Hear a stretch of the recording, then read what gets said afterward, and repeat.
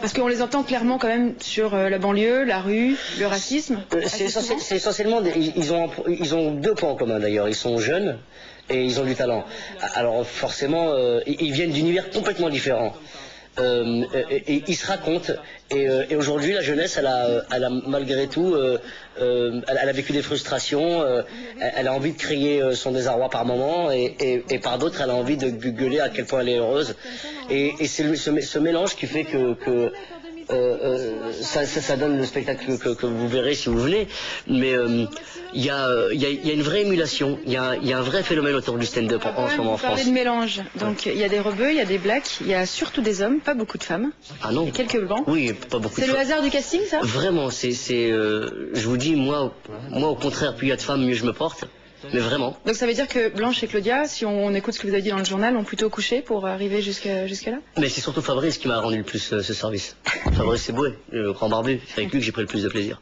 Mais c'est vrai que Blanche, Claudia, Amel, elles se sont imposées elles-mêmes par leur talent. Il y a eu moins de filles. Alors peut-être que ça les intéresse moins de monter sur scène que les garçons. Mais aucune ségrégation de ce côté-là, au contraire. On avait envie de laisser place à des gens qui valaient le coup. Et tous ces jeunes valent le coup.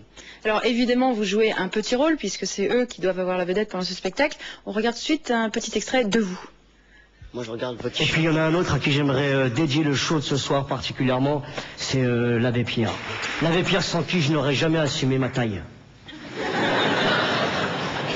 C'est grâce à lui, c'est un grand homme, et pourtant il était tout petit, hein, Mskin. Je me disais, waouh, extraordinaire, mais il est où? Ah oui. Et ça m'a donné de la patate. L'un des plus beaux jours de ma vie, c'est le jour où j'ai rencontré Zinedine Zidane et l'abbé Pierre le même jour. Le même jour. C'est comme si tu touchais le tac au tac et le tiercé. Mais le tac au tac, les deux, comment ça se fait? Tiens, fais plaisir. Et l'abbé Pierre, il était tellement touchant, c'était une vraie belle image. L'abbé Pierre, il a dit un truc magnifique à Zizou. Il est arrivé vers lui, il lui a dit... Ça va, on fait des plaisirs. Les confins de m'avoir dire dans la rue qu'ils devaient m'avoir froid que je n'ai eu ça. Zizou, il lui a dit... Franchement, c'est bien. C'est bien ça. C'est bien. Vous faites une intervention entre chaque sketch, c'est ce qu'on appelle un peu passer les plats.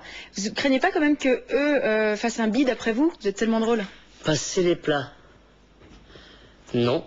Je suis une espèce de maître loyal, je préfère. Et je sais pas si vous avez remarqué la veste du maître loyal.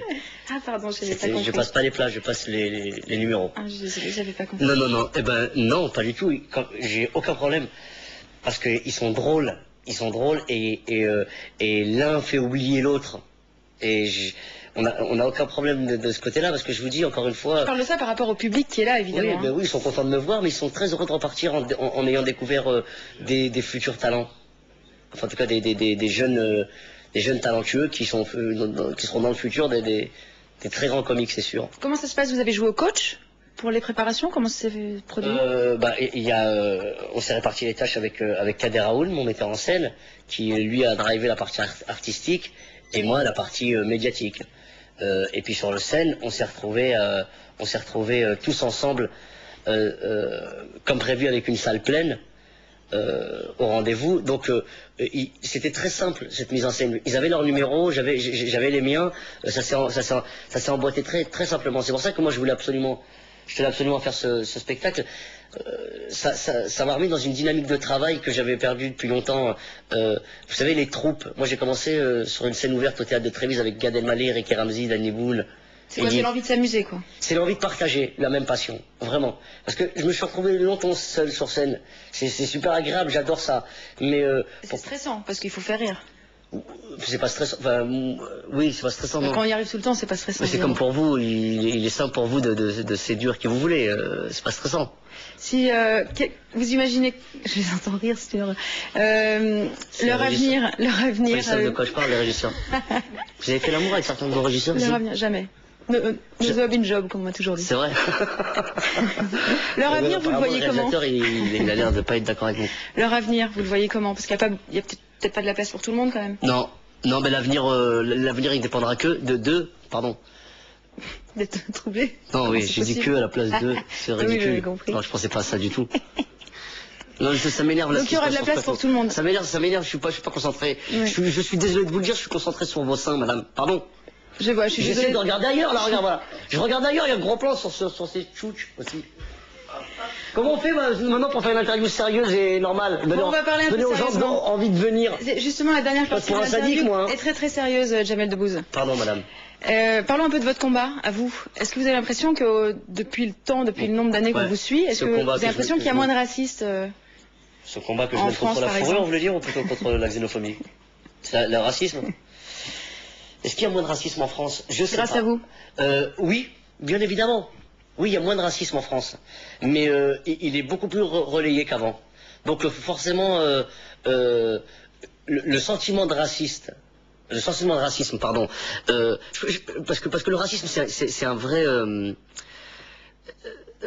droit de savoir, par exemple, il y a une émission en France sur TF1, on essaie d'être sérieux sur ce sujet, mademoiselle, s'il vous plaît. Ah bon. C'est fait de la mauvaise propagande, parce que tous les dimanches on a des Arabes qui volent des postes, qui sont des terroristes ou qui brûlent des voitures.